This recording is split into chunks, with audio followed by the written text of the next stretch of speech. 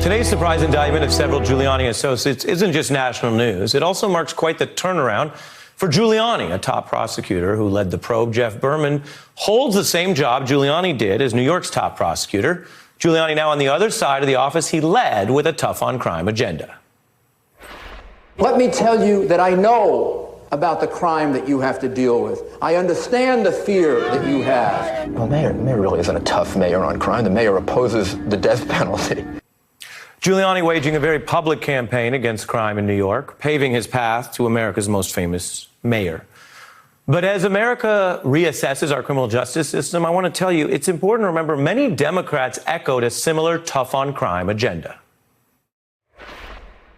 People who commit crimes should be caught, convicted, and punished. They are often the kinds of kids that are called super predators. No conscience, no empathy. We can talk about why they ended up that way, but first we have to bring them to heel. Tens of thousands of them, born out of wedlock, without parents, without supervision, without any structure, without any conscience developing. We must take back the streets.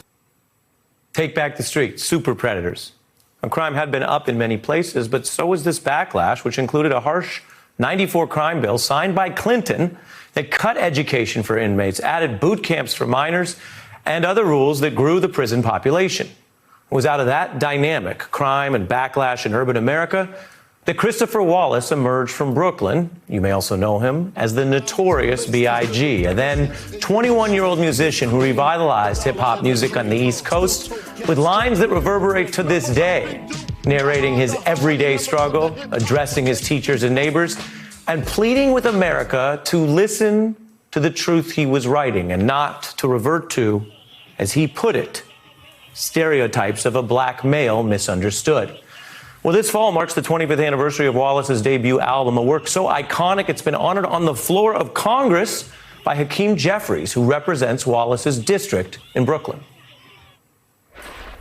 It was all a dream.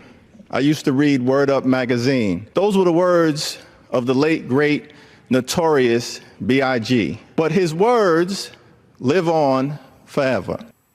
Wallace's debut album was called Ready to Die and detailed how he felt many black men had to grow up ready for that fate, and how the system and the city held them down. Wallace rapped about seeing, quote, body after body, and I know Mayor Giuliani ain't trying to see a black man turn to John Gotti, end quote. You know, as Wallace achieved success, he also advocated a better life on the right side of the law. Many remember that infamous feud between West and East Coast and how it turned deadly. But remember, Wallace made a public appeal for peace. Take this 1997 interview in California after the murder of Tupac Shakur. Wallace saying he was working to avoid feeding into the violence. He said with Tupac's demise, he had a special obligation to try to squash the violence. Don't feed into it. If you feed into it, it's going to do nothing but escalate. With his untimely demise or whatever, I got to be the one to flip it and take my power and flip it like, yo, they gotta be dead, you know what I'm saying? Because he can't do that, you know what I'm saying? He can't be the one to be like, yo, I want to squash it because he's gone. So I gotta take the weight on both sides. That's why I'm out here. That's why he was out there, a public call to stop the violence. And that was part of the evolution America was witnessing of that then 24-year-old. But weeks later, he was also murdered. The gangster rap world has been shaken again, this time by the violent death of the performer known as Notorious B.I.G.